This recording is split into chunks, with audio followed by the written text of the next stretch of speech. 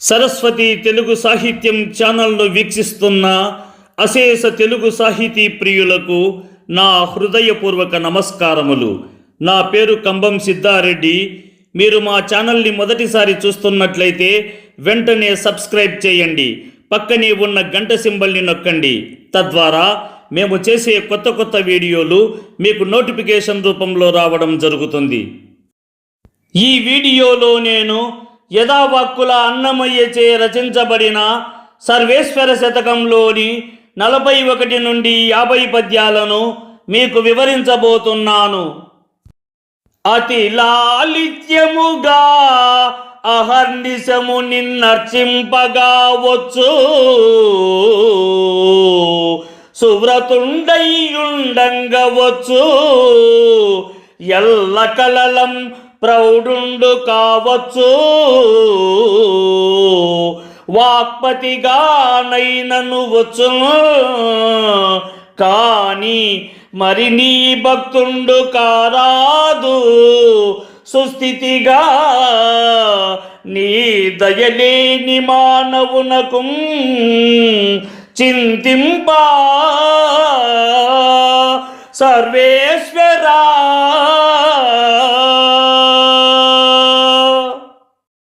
సమస్త లోకాలకు ప్రభువైన వాడా, ఓ పరమేశ్వర, నిన్ను పూజించడం చాలా సులభమైన పని. ఎవరైనా ఎంతో లలితంగా నీ ఆరాధన చేయగలరు. నీకు సంబంధించిన వ్రతాలను ఆచరించగలరు. అనేక శాస్త్రాలను, కళలను అభ్యసించి వాటిలో నైపుణ్యం సంపాదించగలరు. మహాపండితులుగా ఎదగగలరు. కొందరు బ్రహ్మస్థాయికి సమానమైన గొప్ప జ్ఞానాన్ని పొందగలరు. కానీ ఇవన్నీ సాధించినప్పటికీ ఒక ముఖ్యమైన విషయం మాత్రం తప్పనిసరిగా ఉండాలి. అది నీ అనుగ్రహం. నీ కృప లేకుండా మనిషి చేసే పూజలు, వ్రతాలు, సాధనలు అన్నీ పూర్తిగా ఫలించవు కదా స్వామి. నీ అనుగ్రహము లేనిది ఎవరు నీ భక్తులు కాలేరు అని భావము. భవదీయామల తత్వ నిర్ణయ కళా ప్రఖ్యాత సద్భక్త పుంగవ గోష్ఠీ సుఖవార్తిలోన కడువేట్కం తేలినంగాక ఈ భువిలోన్ తీర్థ జలంబులం కడగినం పోనేర్చుడే ఘోర దుర్భవ సంగా కలితాత్మ తామస మహాపంకంబు సర్వేశ్వరా.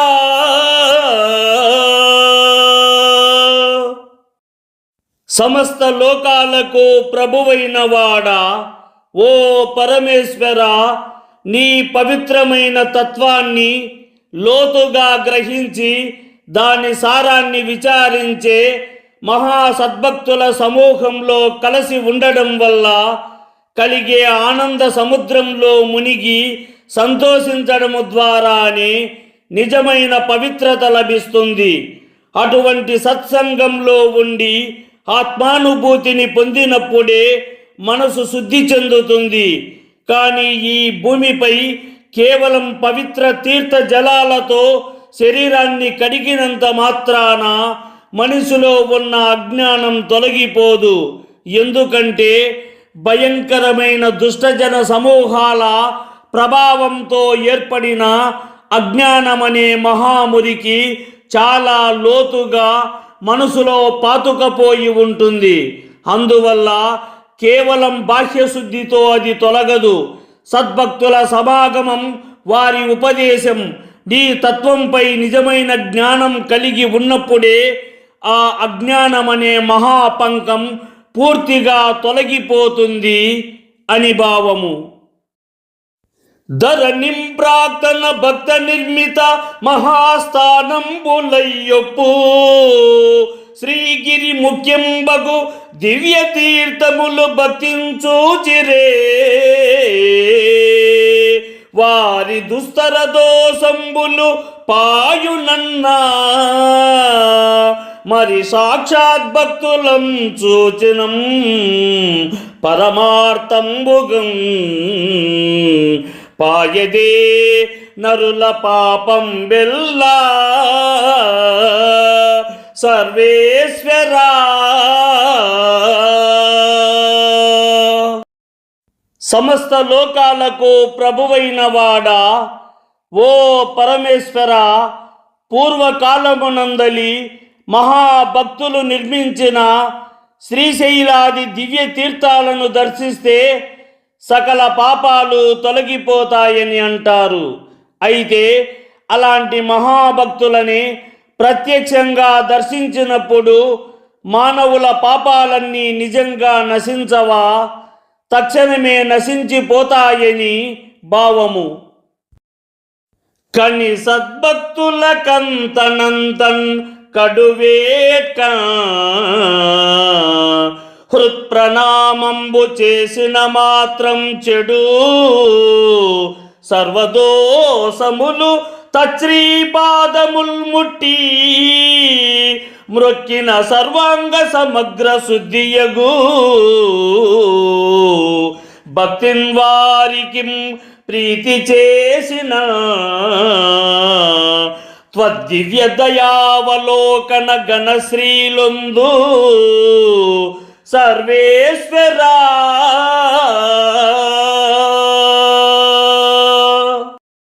సమస్త లోకాలకు ప్రభువైన వాడా, ఓ పరమేశ్వర, నీ యొక్క సద్భక్తులకు ఎంతో భక్తిభావంతో హృదయపూర్వకంగా నమస్కరిస్తే మనలోని సమస్త దోషాలు తొలగిపోతాయి. ఆ భక్తుల పాదాలను స్పర్శించి నమస్కరిస్తే శరీరమంతా సంపూర్ణంగా పవిత్రమవుతుంది.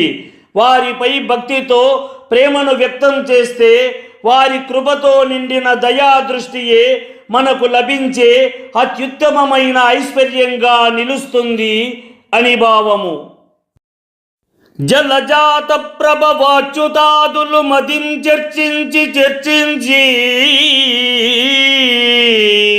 నీ కల రూపారయలేక చిక్కులన్ పడంగా నిన్ను హస్తార్పితామలక వ్యాప్తికి తెచ్చి ఏర్పరచి సంబంధించి చేకొన్నా భక్తుల శౌర్యంబు పమింపడెవ్వండు సమర్థుండింకా సర్వేశ్వరా.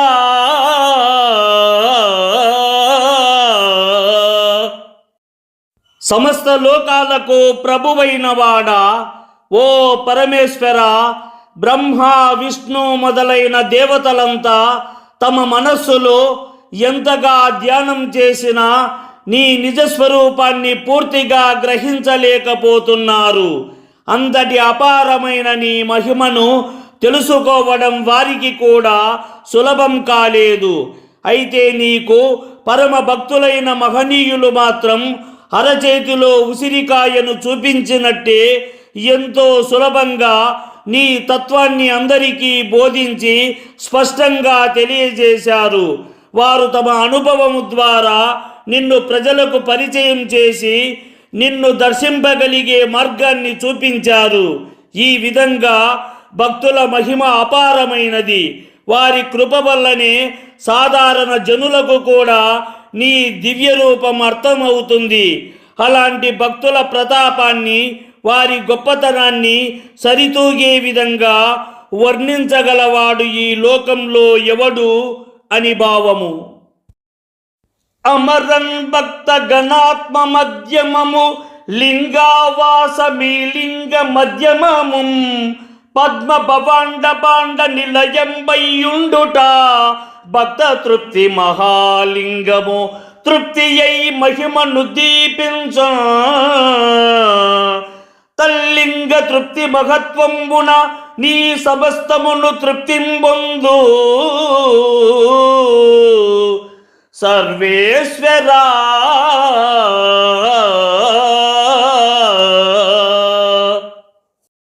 సమస్త లోకాలకు ప్రభువైన వాడా, ఓ పరమేశ్వర, భక్తుల సమూహమనే సముదాయానికి మధ్య భాగంలో లింగ స్వరూపం స్థితి చెంది ఉంటుంది.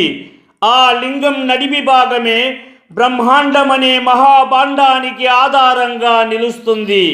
భక్తులు పొందే ఆనందం, సంతృప్తి వల్ల ఆ మహాలింగం కూడా సంతోషించి తన మహిమతో వెలుగొందుతుంది.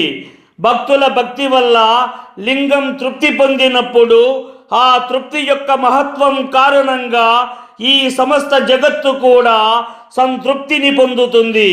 అందువల్ల భక్తుల ఆనందం, లింగ తృప్తి, జగత్తు శాంతి అన్నీ పరస్పరం అనుసంధానమై ఉన్నవిగా భావించబడతాయి అని భావము. అనురాగంబున నిన్ను చూచున్ తలపోయన్ చుకున్ కాంక్షించు వర్ణనసేయం తమకించు సిగ్గు విరియన్ ప్రార్థించు శోషించునంత యదన్ ధ్యానము దాల్చున్ తన్ను మరచుం తాని దశావస్థలం తనరంగా మది నిన్ను డక్కన్గొండు సద్భక్తుండు సర్వేశ్వరా.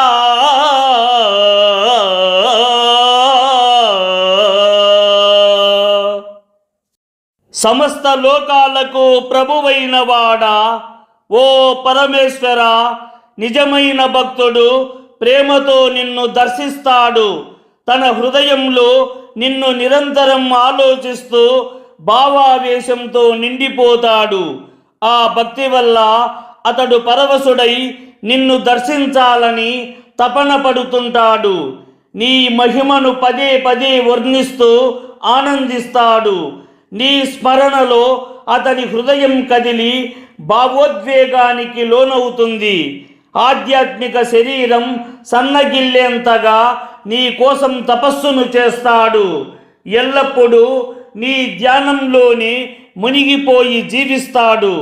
ఆ స్థితిలో తన వ్యక్తిత్వాన్ని, తన స్వార్థాన్ని పూర్తిగా మరచిపోతాడు. ఈ విధంగా ప్రేమ, భావం, పరవశం, ఆకాంక్ష, వర్ణన, చలనం, తపన, ధ్యానం, ఆత్మవిస్మృతి వంటి అనేక దశల్లో సద్భక్తుడు నిన్నే అనుభవిస్తూ జీవితం గడుపుతాడు అని భావము. ఘటదుగ్ధంబులు పేరుంగాక వెలయంగా నింత తోడంటి నన్నట దుర్గాంబుది పేరునే జగములో అల్పుండు దుసంగతి చటులాత్ముండగున్ కాక ఎయ్యడలా నీ సద్భక్తుండే కార్యముత్కటమై తాకినా అన్య చిత్తుండగుండే తర్కింపా సర్వేశ్వరా.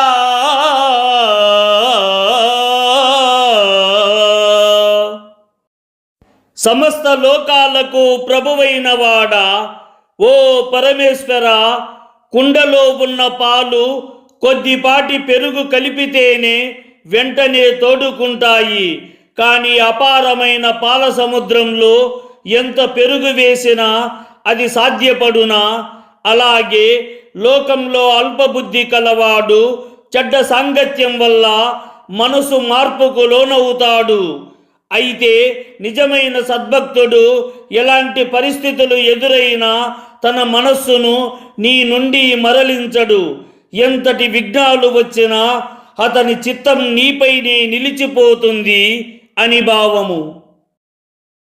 ఎల్లమిన్ భక్తుండు వక్రుండై నడిచెనే ఏ పారంగా దానికి కలుషింపం కలహింపం గింకిరి పడం కాదిట్టి చోడైనా నిర్మల గంగా పృదుల ప్రవాహ మరయం ప్రస్ఫూర్తింత నిన్ని వంకలుగాన్ పారినా దాని నుండు ఒలుకంగాంచండే సర్వేశ్వరా.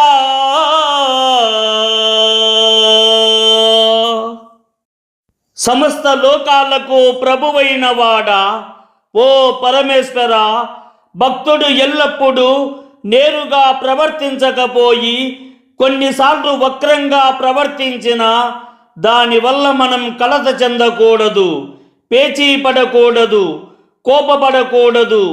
ఎందుకంటే అతని అంతరంగ భక్తి ముఖ్యమైనది. నిర్మలమైన గంగా నది విస్తారంగా ప్రవహిస్తూ ఎన్నో వంకలతో సాగినా దాని పవిత్రత తగ్గిందని ఎవరు అనరు. అదేవిధంగా భక్తుని ప్రవర్తనలో కొన్ని వక్రతలు కనిపించినా అతని భక్తి విలువను తగ్గించి చూడడం సరికాదు అని భావము. అది వీర ప్రకరంబు భీకర తరంబైతాకుచో సింహ సింధుర శార్దూల మృగోరగాది భయముల్దో తెంచుచో ఘోర దుస్తర సంసార వికార వేదనలు మీదం పరువుచో వజ్ర పంజరమై చేకొని తన్ను నెత్తుకొను నీ సద్భక్తి సర్వేశ్వరా.